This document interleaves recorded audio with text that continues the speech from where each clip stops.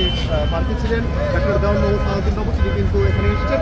একটু যদি কথা বলতে চাই সড়কের পরিস্থিতি এবং আজকের যে কর্মসূচি, সেটি কি মূলত কী কর্মসূচি, একটু যদি সংক্ষেপে বলতেন।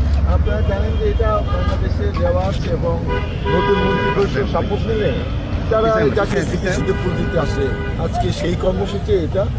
আর আমি এখানকার স্থানীয় এমপি, আমার এটা দায়িত্ব, যেহেতু নেতারা সব আসবেন, মাননীয় প্রধানমন্ত্রী সহ মন্ত্রিপরিষদ সব সদস্য, অতএব আমার তো একটু দেখভাল করতেই হবে। যদিও প্রশাসনিকভাবে সমস্ত প্রস্তুতি সম্পন্ন, এটা জাস্ট একটা ফর্মালিটি। প্রচুর নিরাপত্তা ব্যবস্থা করা হয়েছে।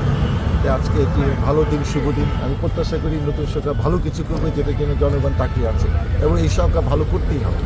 খুবই ভালো লাগছে, 17 বছর ধরে আমরা যে আন্দোলন সংগ্রাম করলাম এবং সেইটা পরিসমাপ্তি ঘটলো। আমি মনে করি যে আমাদের প্রিয় নেতা দলের চেয়ারম্যান তারেক রহমানের প্রধানমন্ত্রীর মাধ্যমে, এবং ইতিমধ্যে দুটো সিদ্ধান্ত হয়েছে, আপনার পত্রপত্রিকা দেখেছেন কালকে সংসদীয় কমিটিতে, যে এমপিরা কোনো ট্যাক্স ফি গাড়ি নেবে না এবং কোনো সরকারি প্লট নেবে না। এটা উনি আমাদের কাছে বলেছেন, আমরা এটা রাজি হয়েছি যে ঠিক আছে, এটা ভালো সিদ্ধান্ত। জনগণ এরকমই চায়।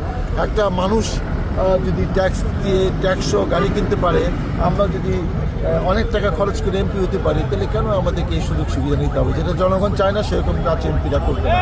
এখনকার এইটাই আমাদের অঙ্গীকার। কি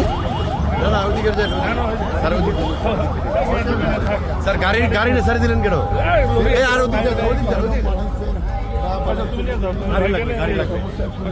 আপনি গাড়ি নিয়ে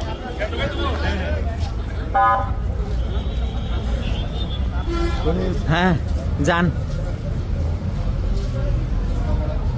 ভাই